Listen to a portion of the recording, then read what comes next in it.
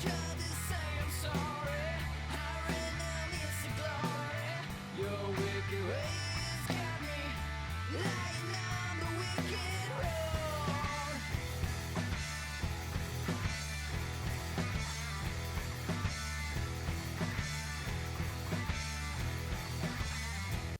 Hello, everybody. Welcome back. We just had our first fantastic day back into the program. It was a mix of meeting and not meeting kind of the vision that I had in my head. Obviously, because we are in Dillon Hall right now, it's kind of changed things a little bit differently. We're all in a new classroom environment. And overall, though, it's been really nice just to be able to have the social aspect of meeting with everybody, to have the in person lessons. This time around, what I've been trying to incorporate is actually do a transcript of everything that we're taught in the classroom. So, what I am doing is setting up a Google Doc and then I do voice to text. So, then that way, everything that we're actually taught and is said, I now have a master document that details all of that information for me. And if I want to be able to find something, I can just use Control F, put in my key term, phrase, whatever you have or whatever you're looking for, and then you're easily able to find it into the document. The document itself is not 100% accurate. Of course, as any technology, there are some bugs that kind of go along with that. And in my instance, voice to text just sometimes didn't quite get the enunciation of a word and it kind of assumed maybe it was a different word. And it does this weird thing where instead of stopping and making a sentence when there's a pause, it just makes the next word without a space but a capitalized, so it's like you know where the pauses were, but it's like weird and it's just kind of condensed. So I got to kind of see if there's maybe another software I can use that's specifically made for doing transcripts, and I will try that out on Monday, and I'm excited to see what that has in store for me. Again, it was just really great to get back onto the University of Windsor's campus. I made a fatal error and wore heels because I thought it would be nice. And then I realized early on that it's not actually nice on my feet. So I won't be doing that one again for sure. I've also had the really wonderful privilege to be able to pick up a couple of my fellow cohorts members to from their houses and bring them to the university, which has been really nice because it kind of gives us that extra little part in the morning where I get to really enjoy seeing my friends and we get to just kind of get ready to the for the day together, which has been really nice and help take away some of my nerves that I initially had for this day as well. It definitely feels like we're getting back into it. I know it's going to be over like faster rather than later because we only really have 11 in-person days. So I'm cherishing these moments that I have with these people. I'm really just trying to remind myself that I'm super thankful for the fact that I've met such amazing people that have really just pushed me to get to a level where I didn't initially think I was going to ever be able to achieve. It's inspired me so much that I really, after a couple of years actually teaching, I would like to apply for the Master of Ed program here at the University of Windsor, just because I want to know and see if I can actually do it. As well as other things like possible administrative positions, but that's something I would kind of consider down the road, not immediately right now. I do want to have more experience under my belt before I go into the master's program. So, when we are talking about the blended classroom, originally I had thought that that meant into the aspect of blending, meaning you have some lessons that are online and some that are in person, which is true to a degree, but it's not just that. There are multiple different variations of blended learning. And I'm trying to think of how I can incorporate that into my lesson unit that I'm doing with my group. After reading the list, I thought it was very appropriate that ours was self directed blended learning because we are very self directed. Nobody is holding your hand through this program, which is why it's so great to have people who are willing to help you achieve that critical thinking and help you out. Everybody here that is part of my circle and beyond inspire me and also kind of just have me thinking of how I can beat those expectations and kind of keep challenging them. I'm really excited for the aspect of having these blended classes. I think it's going to be just kind of cool to try something different. Like, typically, all of my lessons, I really try to do it in a UDL format. So I typically am providing lessons that can be done in person or online, which is kind of nice. I have some experience in here already, but seeing the specific requirements that are actually put out forth in these different categories, it really is challenging me to kind of make sure that everything is meeting those expectations and trying to stay creative at the same time. So things are interesting, they're fun. As we all know, through COVID and through this program, it can sometimes be a little tedious and challenging to learn online. You know, you get distracted easily at home. There are a multitude of factors that actually go into play for your work ethic when you do like work from home. And I think that's something that every single teacher, especially the ones who worked during the pandemic or do online classes, tend to struggle with.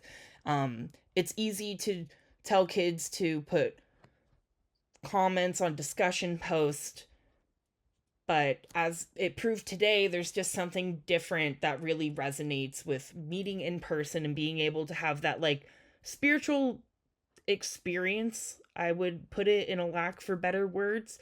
Um, just to know that somebody else's presence is in the same room and you have that opportunity to kind of connect on the same wavelength. That's what I tend to find what is missing from these online classes. Not to say I didn't make connections with people or professors on the online space. It's just it just hits different getting to learn in person. It's just nice. And I don't have to elaborate on that more. I'm sure everybody's familiar with what I'm talking about. Other than that, I would also like to briefly just talk about our other point for the mod 2 was the future of social learning. So making sure that we keep that in mind and we're actually keeping these social platforms in our curriculums while they are evolving. Social media has evolved to a point where it used to be kind of this unknown cyberspace to like now it's kind of essentially a vault, right? It keeps everything inside of it. And that's what is great about the internet and not great about it at the same time. It can be a wonderful tool where we can share knowledge, but it can also be a data graveyard, which is also something that we discussed in class today.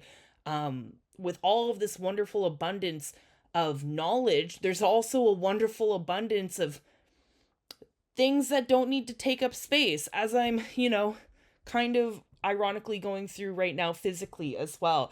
I am unpacking everything from moving into my mom's house after leaving London. And I'm finding myself making donation bag after donation bag and throwing so many things out that I thought I needed, but I'm like, I don't have the space for it. And it's kind of the same regard. If I have never gone through my Google Drive or my Google Docs and cleared things out. I digitally hoard things because I like having my documentation, my work. There's something about you put a certain amount of hours into something and you don't want to let it go. But it should be talked about more frequent that this digital space is not it's not an infinite resource, it's a finite one.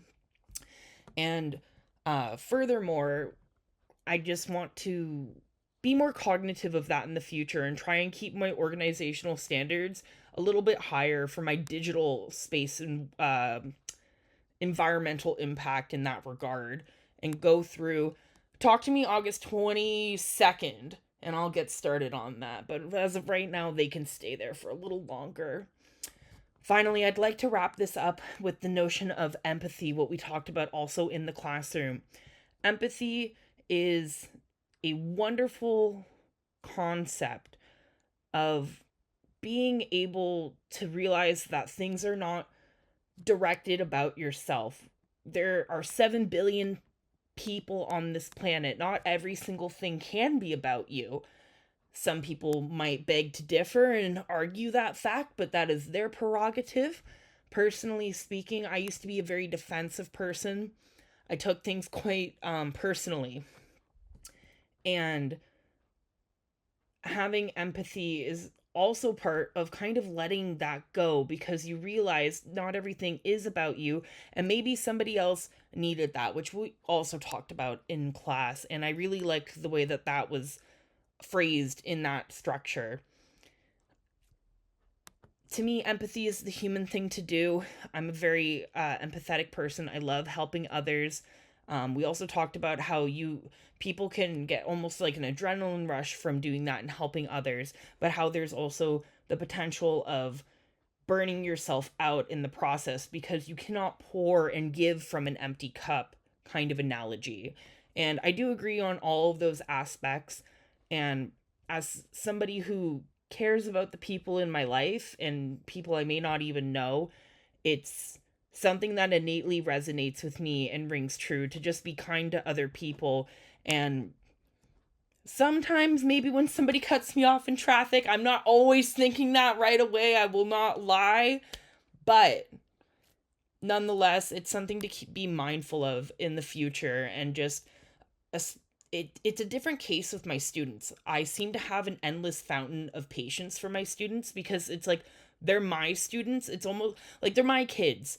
I have patience for them because it's my job to have patience for them.